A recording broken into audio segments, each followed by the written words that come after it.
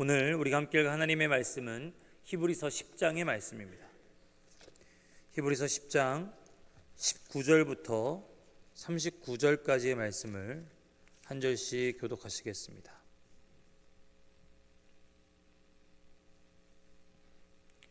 제가 먼저 읽겠습니다. 그러므로 형제들아, 우리가 예수의 피를 힘입어 성소에 들어갈 담력을 얻었나니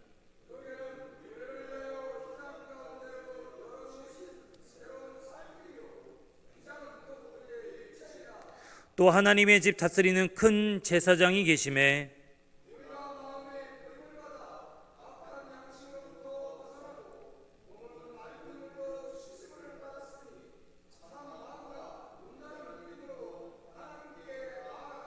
또 약속하신 이는 미쁘시니 우리가 믿는 도리의 소망을 움직이지 말며 굳게 잡고 모이기를 패하는 어떤 사람들의 습관과 같이 하지 말고 오직 권하여 그날이 가까움을 볼수록 더욱 그리하자.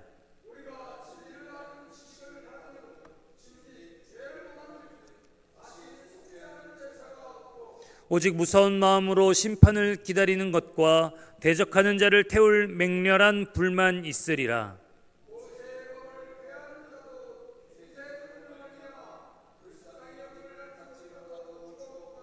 하물며 하나님의 아들을 짓밟고 자기를 거룩하게 한 언약의 피를 부정한 것으로 여기고 은혜의 성령을 욕되게 하는 자가 당연히 받을 형벌은 얼마나 더 무겁겠느냐 너희는 생각하라.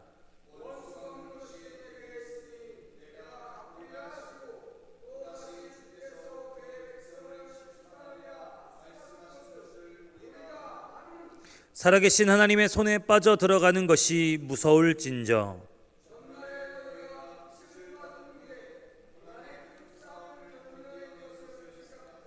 혹은 비방과 환난으로서 사람에게 구경거리가 되고 혹은 이런 형편에 있는 자들과 사귀는 자가 되었으니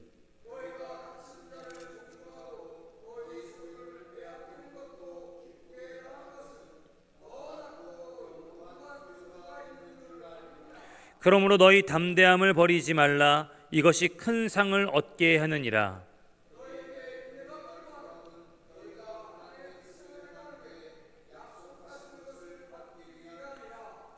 잠깐 후면 오실 이가 오시리니 지체하지 아니하시리라.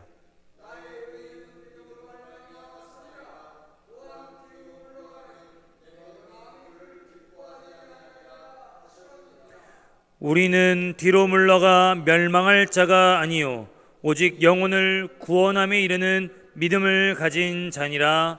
아멘. 히브리서는 고난의 현실 앞에 서 있는 교회와 성도들을 위하여 쓴 편지입니다. 그렇기 때문에 히브리서의 수신자인 초대교회와 성도들에게 그들이 믿던 그리스도의 고난, 그리스도의 죽으심을 묵상하고 돌이켜보는 것은 고난받는 자신들의 처지에서는 너무나도 중요하고 필요했던 일입니다. 그리스도의 고난당하심과 그리스도의 죽으심은 단순히 그를 시기했던 종교 지도자들의 회책 때문은 아니었습니다. 죄가 없다는 것을 뻔히 알면서도 사형을 결정한 본디오 빌라도의 비열함 때문도 아니었습니다. 히브리서 10장 9절의 말씀처럼 그리스도는 하나님의 뜻을 행하러 오시고 하나님의 뜻을 행하러 단번에 자신을 들이셨습니다. 예수 그리스도는 그러니까 무기력하게 죽임당하거나 갑작스럽게 떠밀려서 희생당하신 게 아니라 정확하고도 철저하게 하나님의 뜻을 따라 단번에 희생으로 수 없는 시간 동안 약속하셨던 새 언약을 이루셨던 것이죠. 이것이 히브리서 저자의 설명이었습니다.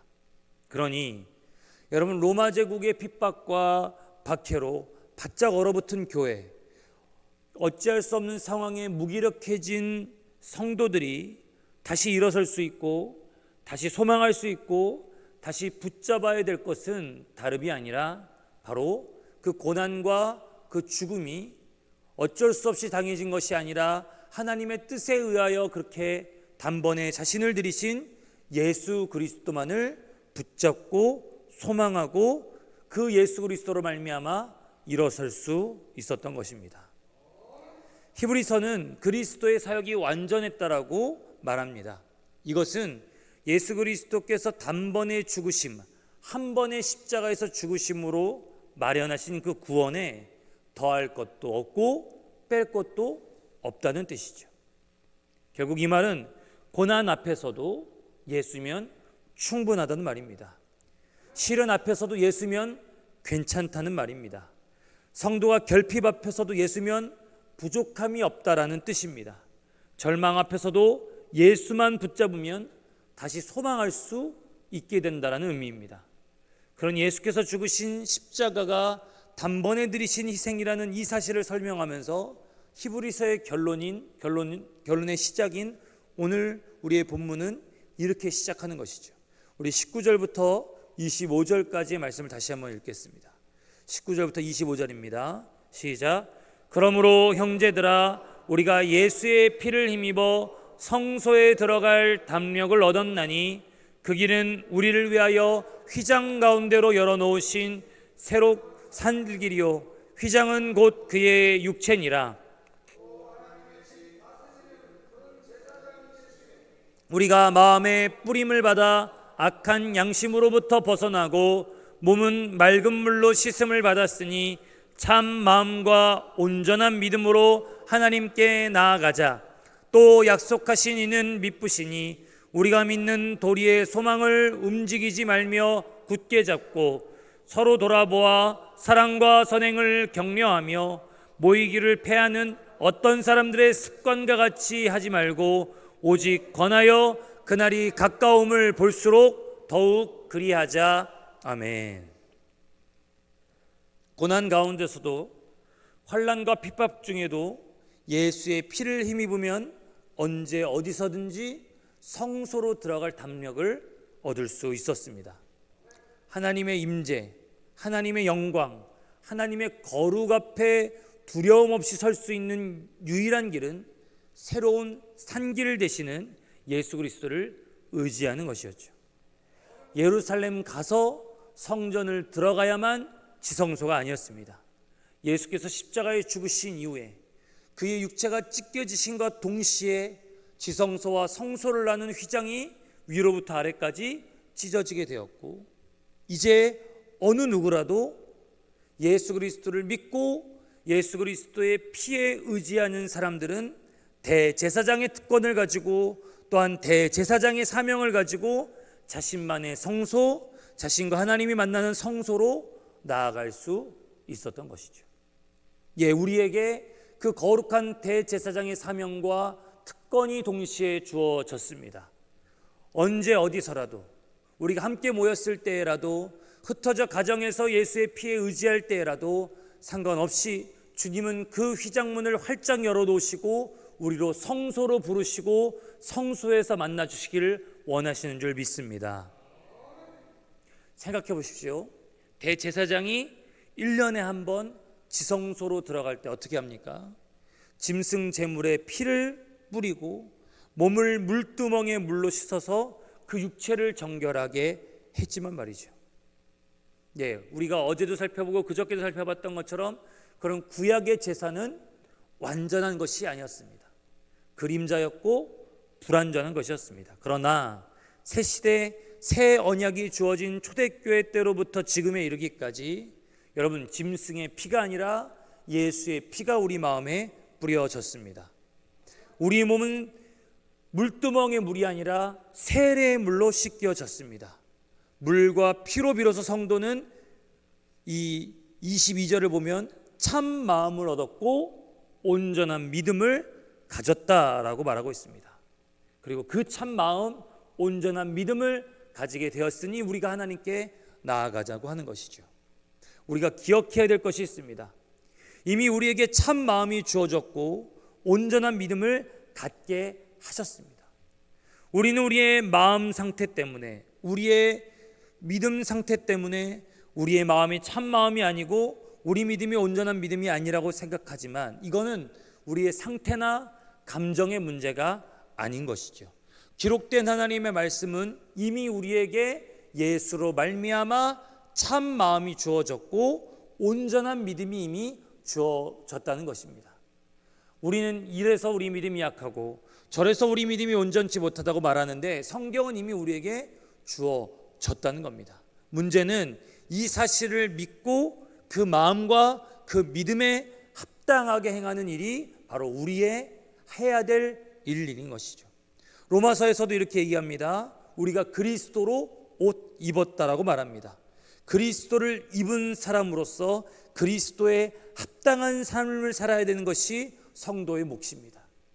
우리가 입고 있었던 옷에 오물이 묻어갖고 그걸 가지고 정말 난리칠 것이 아니라 이미 예수 그리스도로 옷 입혀주셨다는 사실을 믿고 그리스도의 옷을 입은 사람답게, 여러분 양반의 옷을 입으면 양반답게 행동해야 되고 왕의 옷을 입으면 왕의 행동에 걸맞게 행동해야 되는 것처럼 그리스도로 옷 입은 우리가 그리스도에 맞게 행하여야 될 줄 믿습니다.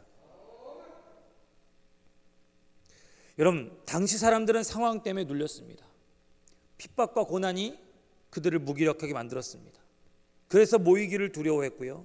이럴 땐 더욱 조심해야 된다는 것이죠. 그러나 우리에게 주어진 이 참 마음 그리고 온전한 믿음은 오히려 믿는 도리의 소망을 굳게 잡도록 만들고 서로 돌아보아 사랑과 선행을 격려하도록 만들며 그날이 가까워질수록 모이기를 힘쓰는 교회와 성도가 되도록 합니다. 우리에게 참 마음과 온전한 믿음이 이미 있고 하나님께서 이미 그것을 주셨고 우리가 언제든지 그것을 믿을 때에 온전한 믿음으로 행할 수 있다라고 하는 이 생각과 이 자각이 없이는 우리는 사랑과 선행으로 격려할 수도 없고 모이기를 두려워할 수밖에 없게 됩니다. 오늘날에도 마찬가지 아니겠습니까? 히브리서를 처음 읽던 시대보다 훨씬 더 많은 교회와 훨씬 더 많은 성도들이 생겨났습니다. 당연히 그리스도인들은 이전과는 비교도 할 수 없는 사회적인 영향력을 가지게 되었습니다. 그럼에도 불구하고 교회를 향해 내놓는 전망들은 대부분 부정적입니다. 닥쳐온 현실, 출산율의 저하라든지 여러 가지 교회에 닥쳐진 이 현실에 너무나도 속수무책 당하는 것처럼 느껴집니다. 초대교회 히브리서를 처음 읽었던 사람들처럼 그들이 고난당하고 핍박당하는 것만큼이나 무기력해지고 당황하고 있습니다. 그러나 여러분, 시대를 막론하고 세대를 뛰어넘어 다시 우리가 붙잡아야 될 정답이 있다면 초대교회 성도들만큼이나 우리도 당황하고 있고 우리도 우리에게 닥쳐진 현실 때문에 어찌할 바를 알지 못하고 있다면 우리가 붙잡아야 될 정답 역시 예수 그리스도인 줄 믿습니다. 우리를 악한 양심에서부터 벗어나게 하시고 맑은 물로 씻어주는 그리스도의 단번에 들이신 희생은 오늘날 우리 성도들로 하여금 믿는 도리의 소망을 굳게 잡고 다시 한번 우리로 서로 사랑과 선행으로 격려하게 하며 더욱 모이기에 힘쓰도록 우리를 이끌기 때문입니다. 이런 격려와 도전 이후에 여러분 다소 우리 두려운 말씀, 이해하기 어려운 말씀이 이어지는데요. 우리 26절부터 29절까지의 말씀을 다시 한번 읽겠습니다. 26절부터 29절입니다. 시작. 우리가 진리를 아는 지식을 받은 후 짐짓 죄를 범한 즉 다시 속죄하는 제사가 없고 오직 무서운 마음으로 심판을 기다리는 것과 대적하는 자를 태울 맹렬한 불만 있으리라. 모세의 법을 폐한 자도 두세 증인으로 말미암아 불쌍히 여김을 받지 못하고 죽었거든. 하물며 하나님의 아들을 짓밟고 자기를 거룩하게 한 언약의 피를 부정한 것으로 여기고 은혜의 성령을 욕되게 하는 자가 당연히 받을 형벌은 얼마나 더 무겁겠느냐 너희는 생각하라. 여기서 우리가 진리를 아는 지식을 받은 후 짐짓 죄를 범한 즉 라고 했을 때 이어지게 되는 이 좀 두려운 말씀들이 구원받은 우리가 죄를 조금도 짓지 말아야 된다, 죄를 범하면 구원에서 탈락한다라는 뜻으로 읽혀지기가 쉽습니다. 그러나 짐짓 죄를 범한다는 표현이나 언약의 피를 부정한 것으로 여기고 은혜의 성령을 욕되게 하는 일들은 하나같이 우리가 지난 한 주간도 저질렀던 인간적인 어떤 실수나 연약함으로 무너진 어떤 우리의 잘못과 죄악을 말하는 것이 아닙니다. 꾸준하고 지속적이고 의식적으로 입술과 삶으로 예수 그리스도를 부정하고 성령을 부정하고 세례받을 때의 신앙 고백을 떠나는 것이 바로 오늘 이 말씀에 나와 있는 그 하나님 앞에 심판받아야 될 사람들의 행동인 것이죠. 그렇다면 어떻게 하면 이 시대에 이 사람들이 이런 행동들이 나오게 되었을까? 예수를 믿고 구원을 받았고 은혜를 경험했음에도 불구하고 입술과 삶으로 예수 그리스도, 성령, 신앙의 고백을 떠나는 일들이 있었을까? 이것에 대해서 히브리서 6장 12절은 이렇게 말하고 있습니다. 우리 히브리서 6장 12절의 말씀을 같이 읽겠습니다.